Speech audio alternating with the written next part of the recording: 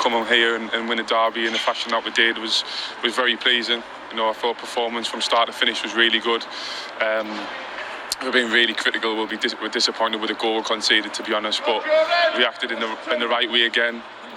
Came out second half and dominant again, so I thought we deserved the win. Could have scored a few more goals, but overall I think we've got to be delighted with the performance. This was by far the best performance we showed here at Goodison since I'm at Liverpool, and it was a very important moment. Good timing, actually. We could see now in the games against United and Everton here tonight that we made a big step in our development, that we can take these kind of games, even obviously for the opponent very important, for us as well, but for different reasons, that we obviously are meanwhile that convinced about the things we do, that we just can put emotions from time to time a bit aside and play a proper football game. We made too many mistakes. When you make too many mistakes against a tough side, you pay for that. So I think that the second goal was our mistake. Even the first goal was our mistake. But after, the reaction of the team was very good. I think the fans at the beginning, they were pushing, and as soon as we scored the goal, you could see the atmosphere was really good. And I thought that the second half we could start well, and then we start on top, but another mistake and change the game. So still, Everton can't win a derby at Goodison Park. As for Liverpool, well, they're firing on all cylinders, aren't they? 43 goals in 14 Premier League games this season, Danny. Ruthless, relentless. I think the loss at West Ham, there was a few question marks for whatever reason. Call it a blip if you lose a game. The last two performances have been full of great creative play, good intensity, and the captain epitomised that, Jordan Henderson. I thought he was magnificent from minute one. Liverpool had 4 shots in the first 9 minutes of the game, Gary. It was a great start, and if you go to Goodison, you know what it's like. You've got to quiet the crowd down, and they did that really well. But to get the first goal is always key in a match like this, and what a goal it was. Nice and controlled, beautiful technique.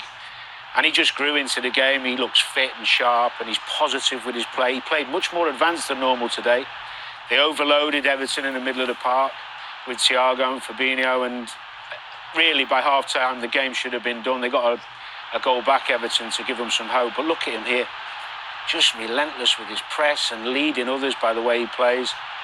And as I said, nice and positive with his passing. And as the game grew on, all the players became more confident. They realised they had Everton there for the taking. And there were so many good performances. They've got good competition in midfield areas now, which I think helps the performance of the likes of Henderson, because he knows if he's not quite at it, you're going to put someone else in. But just what you need from your captain. Look, he's leading again by example, getting higher up the pitch. And can he provide the ball? Yes, he can. Should be another goal. But it was a brilliant performance from the whole of the team, really. Most passes in the opposition half for Jordan, most passes in the match. Yeah. Just a brilliant captain's performance. And the first Liverpool player to score and assist in a derby at Goodison Park since Steven Gerrard. Oh. Oh, you did it as well, did you? Yeah. What, 1991? I think it was 02, 03, something like that. Henderson, brilliant, but Mo Salah once again. He's in a form of his life. What a player. Yeah, and he has been for a long time. I think that, like Dan said, Liverpool are they're just frightening going forward, and this man epitomises everything that they do. It's just, I've played against him. It's so difficult. You know exactly what he's going to do, but stopping it is something else, and he's lightning fast. You see here, he just opens up his body, doesn't smash it, just caresses it into the goal. He's got 19 goals now in all competitions, and he's just carried on. It's been a few seasons now. You see Seamus Coleman obviously has a little bit of a mistake, and Seamus is fast, and Mo Salah, has got the pace to get away from him, and that's a clever finish. He just rolls it into the bottom corner. Yeah, so as you can see, some of the best strikers in the world there, and he's top of the leaderboard, and he lives for goals, and he's just frightening, deadly in front of goal. It's a joy to watch him. Yeah, wonderfully talented player. That's 8 games now without a win for Everton. It's a bit of a pickle. It's probably added to it. It's kind of tough anyway for Rafa, given his history. It's probably tougher now. Yeah, he's in trouble, I think. They've got Arsenal next, Palace, and then Chelsea away. So it doesn't get any easier for him. He was always up against it coming in, as we know. And I think that, watching the game today, he's in trouble a little bit. They could do with Calvert-Lewin coming back as soon as possible, I think. He's Jota, he's got beyond Alan, and Jota makes it 4-1 to Liverpool.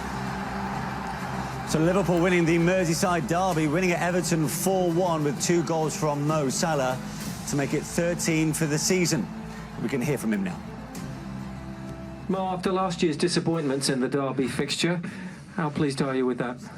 Well, it's a great result to come here and win the game and play good football and score 4 goals. It's unbelievable. It's something positive we take from the game. Yeah, it's the first time that Liverpool has scored 4 at Goodison Park in something like 31 years. What does that tell you about tonight? Well, it's good. It's good. We won a game here 4-1 and won also Manchester 5. So it's that shows we're doing good job in the league, and hopefully we'll continue like that.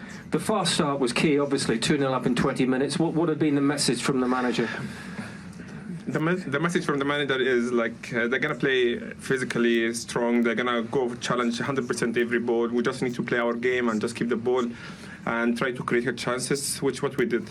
What's the key, though? Everton get back in it. That your second goal, Liverpool's third goal, you pounced on the error, didn't you? Yeah, I expect him to do a mistake, which he did. So I think the game was really tough when the result was 2-1. So once I scored a third one, the game becomes easier.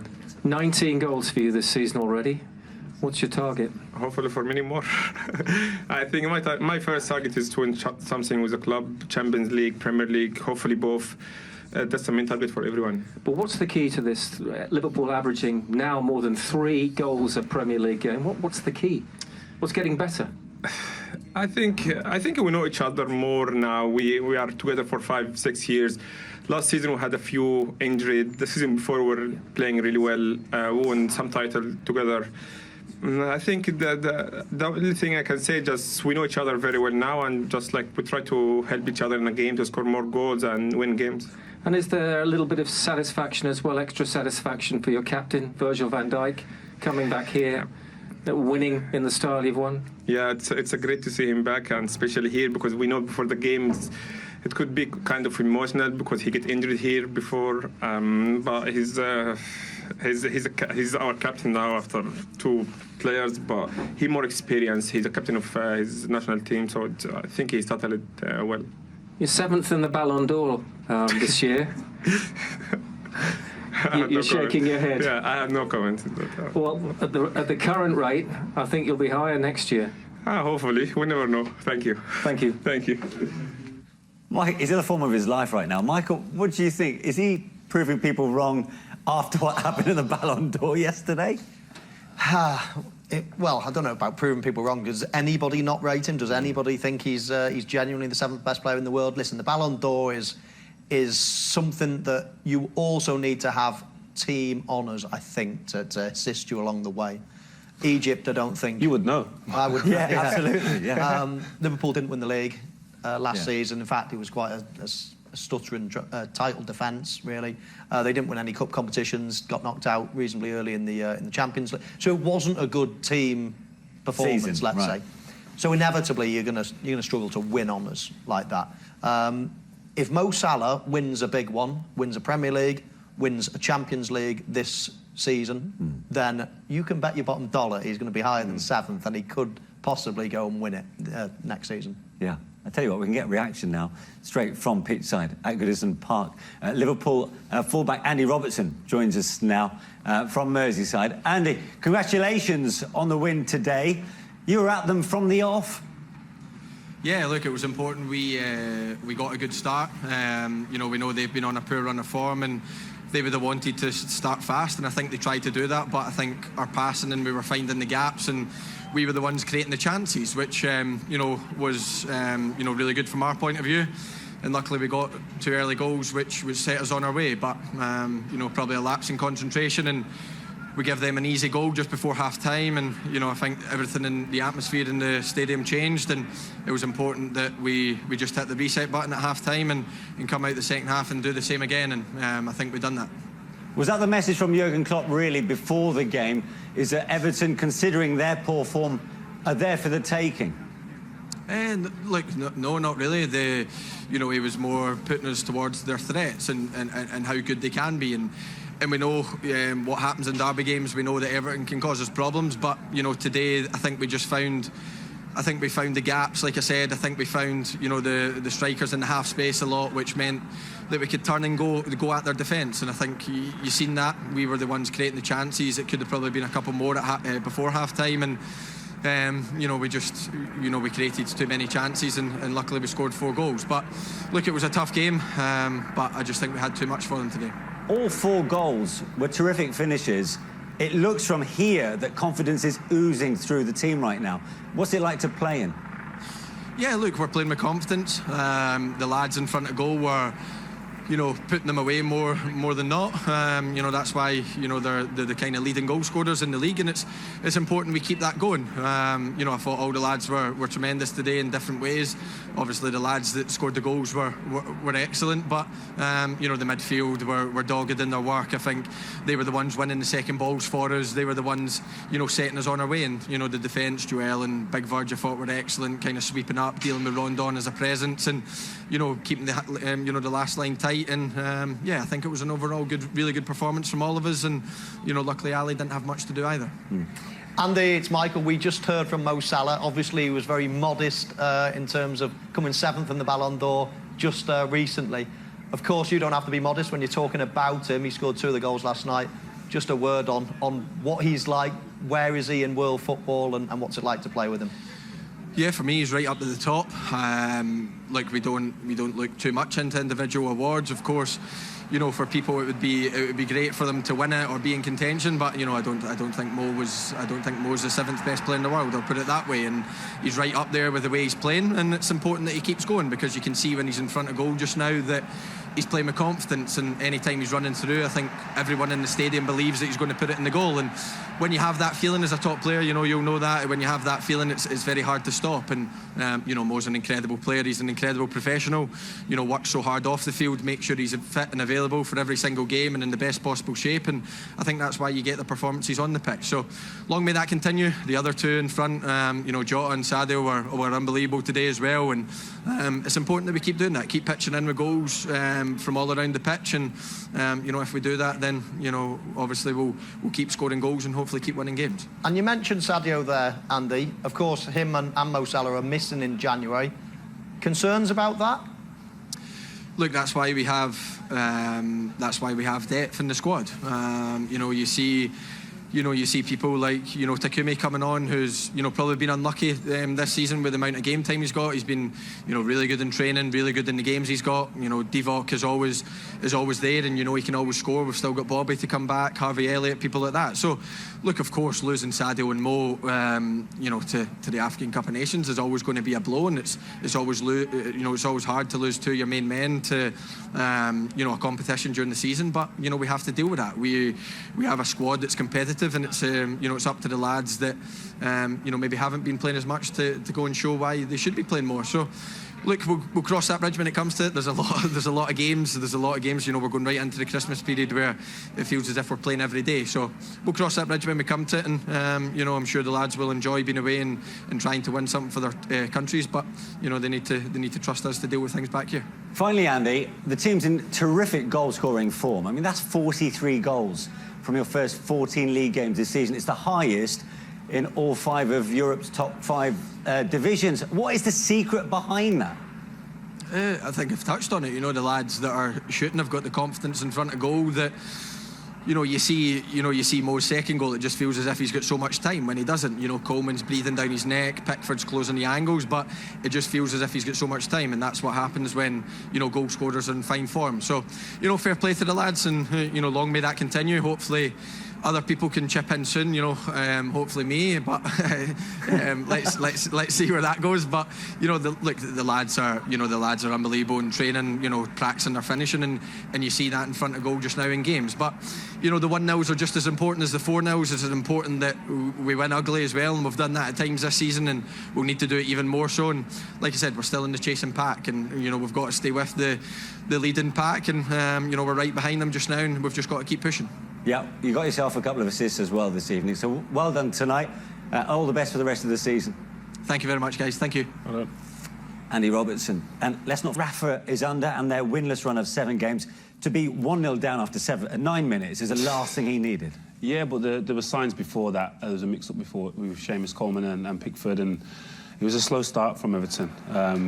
Liverpool come out the traps firing and got ahead early on. And for me here, Godfrey's recognised the situation. He's put to a decent position, but then he sees Robertson and chooses to go across too late, and he leaves Robertson with the time to put a cross in. And if you're going to get beat by the cross, it has to be goal side. So it lets your fellow defenders know what's coming. You've set up for the cross, and then it's a cutback and a great finish. Yeah, it is. It's a stunning finish. I mean, that's not easy. On your weak foot, to set it out outside the post, just curl it in. It's an absolutely stunning finish from the skipper. Mo Salah goes from strength to strength this season. He doesn't score simple goals, Michael, does he? No, this was a brilliant first touch. You can't cut in too much because you're running at 100 mile an hour, and you want to keep going straightish to keep the defender out of play, didn't you? So it's a perfect first touch. Gives him options. That's what you want, options as centre forward. Now, these are the options. Go through the goalkeeper's legs, or you do what he does and actually curl it round into the far top corner. I just wonder, though, whether the goalkeeper makes his mind up. Because if he stands back there, I wonder whether Mo Salah can score there. And I see it all the time with goalkeepers. As a centre forward, I'm running through on goal, wanting the goalkeeper to make my mind up, to do something silly, to give me an angle, to give me a space to hit in. But once you give him an inch, he is just not missing. He is so deadly in front of goals nowadays. It's unbelievable, unerring in many ways. You could say something similar about the way Alisson was in goal here for the way Everton pulled one back. But what about the way Trent Alexander-Arnold was out of position for Gray's late goal in the first? Yeah, he nearly recovers, but the initial movement when they didn't have possession, he went to step forward, and that cost him because he's a yard off making a tackle. But I said then, Alisson's come out and made up the mind of Demarai Gray, who's probably been the brightest spark for Everton, but as he goes through here, he's looking up and he sees the keeper coming, so you've got to get a shot off early, and he's come through his legs and into the net. Yeah, you've got Trent closing you down. You're outside the box. Again, I just think if Alisson stays on his line, it makes it so much more difficult. I'm not saying he won't score. No. It's still a chance, but he's outside the box. As soon as you commit, you give the striker, you give him options. And as I say, if I was a centre-forward in that position, I prefer the keeper to steam at me rather than stay back. OK. That's the thing. So as we touched on earlier, the fact that he could be going away, will be going away for the Cup of Nations, like, these are not chances for everyone in Liverpool's team, and he makes them look so easy. So the fact that them contribution won't be there, it could hinder Liverpool's title chances. But yeah, slight mistake there from Seamus Coleman, gets caught in two minds, and Mo Salah doesn't look back. Again, could Pickford stay a little bit deeper, a little bit closer to his line, because I think that is the power of the shot, regardless of where Pickford is. But the fact that he's so close to him, he doesn't need to get it. He doesn't need to trajectory to be too strong. He just needs to get it past him, and it's a short space of distance, and he can't get down. Michael, in terms of players running with the ball at their feet, is there anyone better right now than Mo Salah? Well, do you know what? There's lots of people that can run nicely with the ball at their feet, at that speed. But try doing it at that speed. Yeah. That's the key, And you do anything fast, then it becomes far harder. Yeah. And to have the ball under so much control when you're that fast. Bear in mind, Coleman's chasing him. He touches it about 4 or 5 times by the time he scores.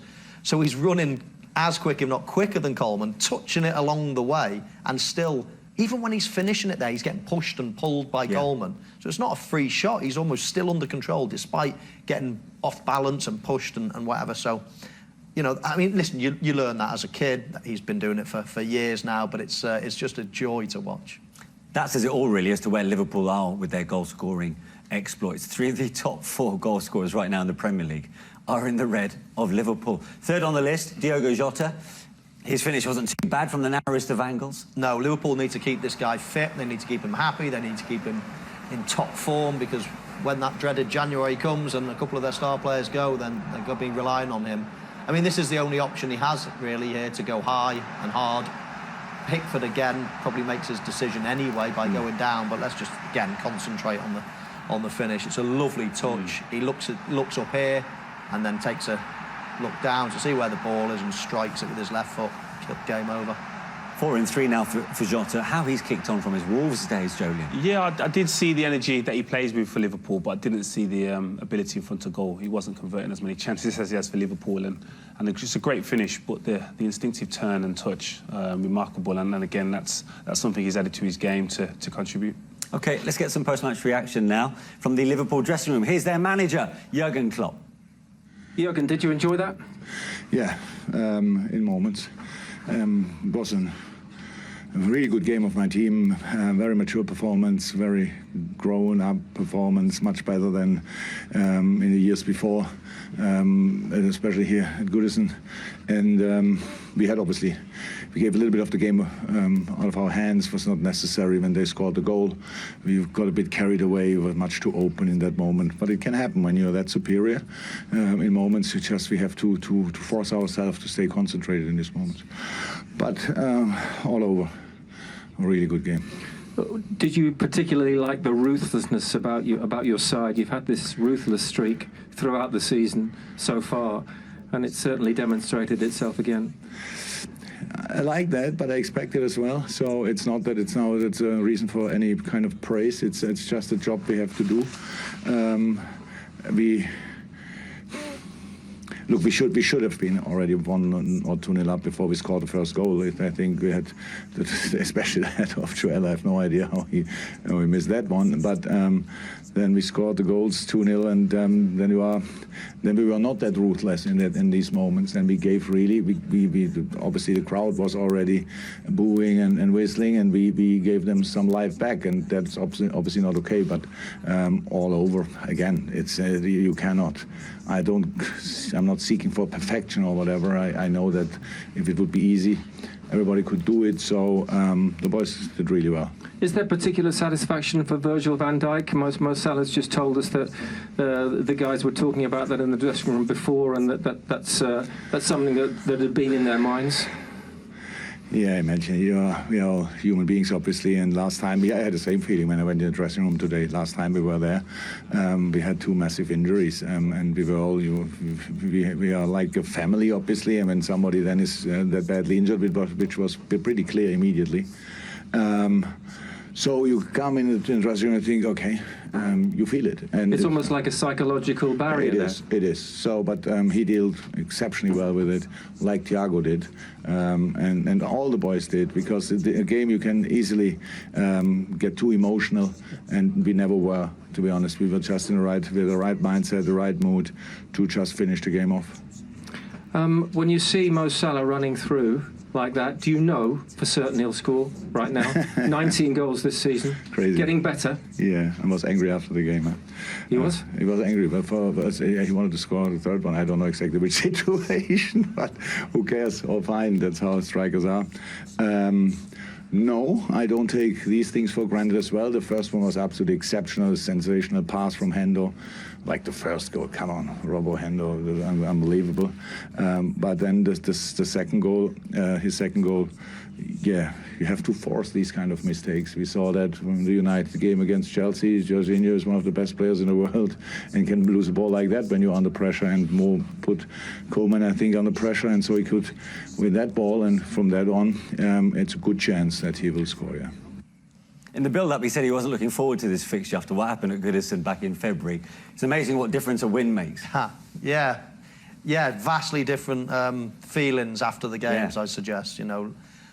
That was a huge moment last year, you know, pivotal moment, losing Virgil van Dijk in particular for a year. I mean, it killed that season, really. And not just from a results point of view, but from a humane point of view. You know, as Jurgen Klopp says, when you're in a squad, you do become family and you feel everyone else's pain. But, you know, a year on, different emotions, and here we go away delighted today. And how they needed it, of course, because along with Manchester City and Chelsea, they continue to set the pace at the top. Yeah, and that's the key for Liverpool today, was they didn't play with any emotion in terms of there being a derby. They played it as they needed 3 points and be ruthless in front of goal, and that's what they were. And Jurgen Klopp's touched on it, then he's not surprised by that, and we shouldn't be surprised the way they're playing, the way MOSALAH is in front of goal. He's deadly, and if Liverpool create 5-6 chances, they tend to score 3 or 4 goals, so you're going to have to score a lot of goals to beat them at this moment in time. Yeah. Liverpool clearly firing on all cylinders. So many positives for Jurgen Klopp. It's a very different story, of course. For Everton under Rafael Benitez, that tonight was their 6th defeat in 7 league games. We'll be hearing from the Everton boss when we come back.